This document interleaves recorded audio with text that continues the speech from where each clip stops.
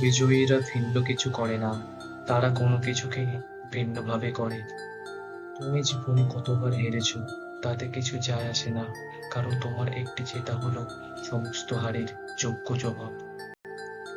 শেষ নিঃশ্বাস পর্যন্ত চেষ্টা করা উচিত, হয় লক্ষ্য অর্জিত হবে বা অভিজ্ঞতা।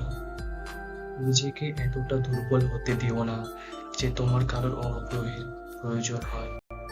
আজকের মধ্যে এতটাই কঠোর পরিশ্রম করো যাতে আগামীকাল তুমি যখন আবির্ভূত হবে অন্য সবার থেকে আলাদা হবে। কিছু করার ইচ্ছা তোমার মধ্যে অনুপ্রেরণা নিয়ে আসে।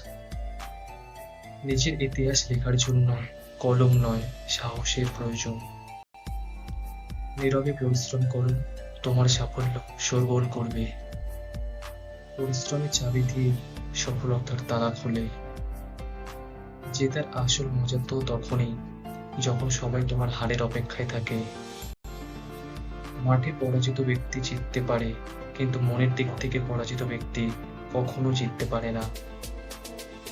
নেশা করুন কঠোর পরিশ্রম করার, যাতে আপনার রোগ হয় সাফল্য পাওয়ার। বিশ্বের সবচেয়ে শক্তিশালী প্রেরণা হলো বিশেষ কারোর দ্বারা করা প্রত্যাখ্যান। চেষ্টা বন্ধ না করা পর্যন্ত কেউ তোমাকে হারাতে পারবে না। যে অন্যের ফ্যান, কেউ তাদের ফ্যান হয় না। তুমি যদি ব্যর্থতার দিকে মনোযোগ না দাও তবে তুমি কখনো সফলতা পাবে না। যে জিনিসগুলি তোমাকে চ্যালেঞ্জ করে সেইগুলি তোমাকে চেঞ্জ করে। সাফল্যের ফসল এমনি এমনি গজায় না, পরিশ্রমের ঘাম দিয়ে চেষ্টার বীজকে জল দিতে হয়।